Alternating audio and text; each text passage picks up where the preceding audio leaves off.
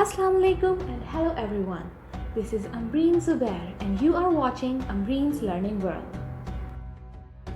Welcome to Jannah Jewel's book reading series.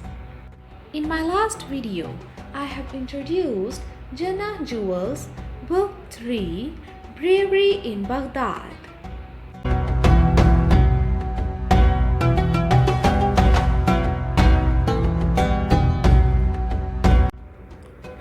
In the last video, we read about the author, Noura, the contents or chapters of this book, Jannah Jewels, the 4 girls, supporting characters of the story,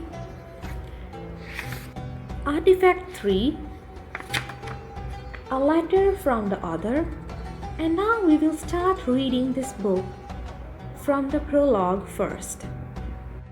Learning archery was Hidayah's favorite part of the day. She looked forward to the time when she could hold her magnificent bow and arrow and be with her friends at the dojo. Hidayah was orphaned at a young age, and the students of the dojo soon became like family to her. Likewise, the sensei started to become a lot like a mother to Hidayah. Hidayah also spent much of her time with 3 of her closest companions, Iman, Sarah, and Jade, who altogether called themselves the Jannah Jewels. Hidayah led a pretty simple life until that fateful day she spotted those long red flowing robes floating up to the empty house on the hill. Ever since that day, Hidayah's life was never the same. Training with the sensei was not easy. Hidayah had to wake up with a rooster and jog up the gigantic rocky hill before her eyes could even crack open. The sensei wanted to practice early in the morning, as she advised that this was the best time to do things right after Fajr, the pre-dawn prayer. The sensei had turned her living room into a dojo. There was a large open space and huge vertical mirrors covering one wall. There were several lanterns hanging from the ceiling by hooks, their light casting a warm glow in the carpetless dojo. On the other side of the wall was one large square window that looked onto the sensei's herb garden, and a cluster of maple trees just like the time travel tree in the neighborhood park. Hidayah started to take regular archery lessons with the sensei, and it was not long after that Hidayah proved to be a natural archer. In turn, the sensei gave Hidayah extra special attention because she recognized her gift. Hidayah also had to train extra long hours so she could work towards mastery. Mastery of archery is very important, said the sensei. You don't just learn the basics and think you know everything. You have to practice every day and become so skilled that you could shoot an arrow with your eyes closed. There are 4 main areas of archery, Hidayah.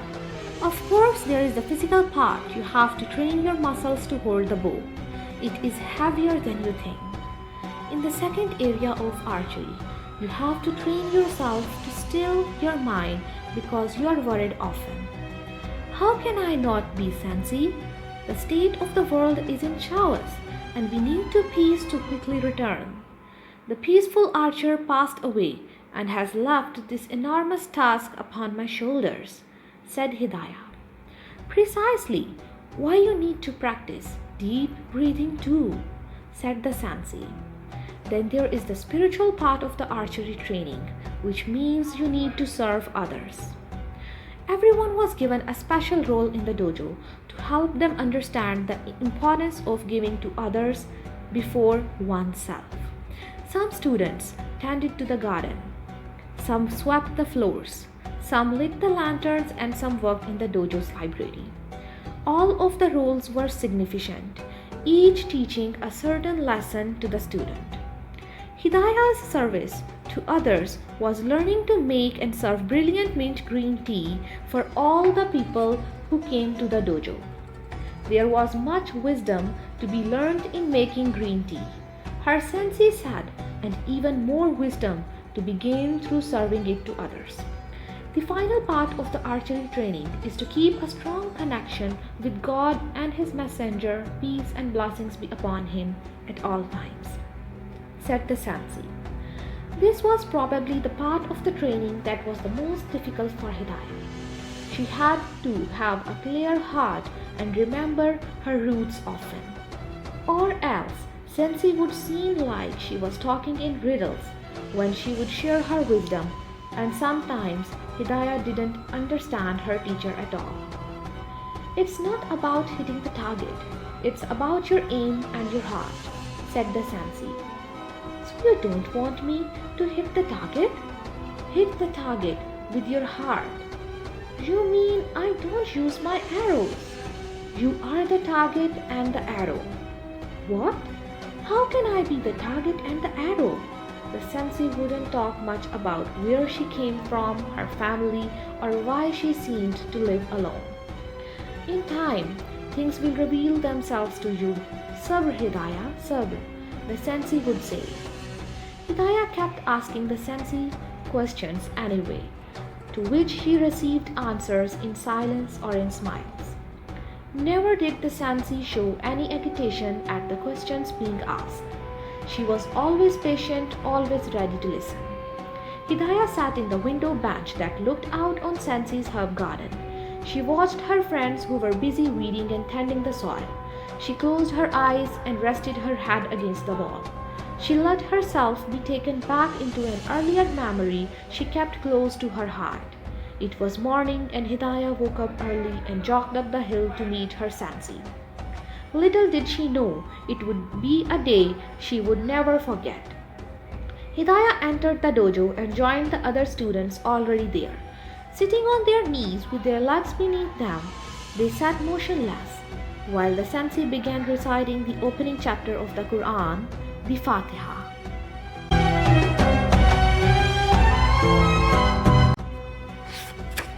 In the name of God, the most merciful, the most compassionate. Praise be to God, Lord Sustainer of the worlds, the most merciful, the most compassionate, Master of the day of reckoning. You alone do we worship, and to you alone we turn in need. Guide us along the road straight, the road of those whom you have blessed, not those with anger upon them, not those who have lost the way. Amen. Each of the students recited melodiously after her, line after line, finally ending with Amin, that filled the walls of the dojo. The first break of sunlight poured into the dojo as it rose in the morning sky. The light of the sun bounced off the high vertical mirrors the sensei had placed on one wall. Light filled the home with brilliance. The girls took their stances, standing all in a row side by side. Each student was given their bows and arrows. The sensei walked around and adjusted one girl this way and another that way. It had been months already, and nobody was allowed to shoot the arrow yet. The sensei said the students were just not ready. Some students left out of frustration at not being allowed to shoot the arrow. Impatience is not a mark of a true archer, said the sensei. You need timing, accuracy, and patience to shoot well. The remaining students worked hard on all of the 4 areas with diligence, body, mind, spirit, and heart. They relearned how to hold the bow and arrow with respect and grace and practiced their deep breathing and centering of the heart. The students had to show a certain kind of inner wisdom before they would ever be allowed to actually shoot the arrow. The time had finally come.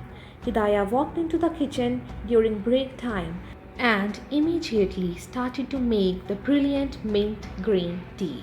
She started with the loose tea leaves, placing them inside a beautiful pot with a long arched spout. She boiled some water in a separate whistling kettle and then poured it carefully on top of the green leaves. The aroma of the green tea filled the air as the first heat of the water touched the leaves. She carefully watched the water change from a dark yellow to a brilliant yellow. She waited a certain while and then gathered some mint leaves from the herb garden. She washed and trimmed the mint leaves and then placed them into the pot. Another lovely scent filled the air. She then let the tea sit for another certain while.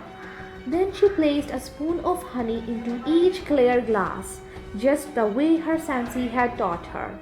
She lifted the teapot high in the air and poured the tea into each glass. The arc of the tea matched the arc of the spout on the pot. Tea making was an art, and Hidayah had mastered it. Honey was a very important part of the tea making. The Sansi mentioned that it was so important that God mentioned honey in the Holy Book. Prophet Muhammad, peace and blessings be upon him, also explained how to use honey for good health. This is all for today. We will continue reading the prologue in the next episode very soon, inshallah. I hope you will wait for the next episode, Prologue Part 2. Must like and share, and don't forget to subscribe my channel for the next episodes. Thank you so much for watching. May peace be upon you. Ameen.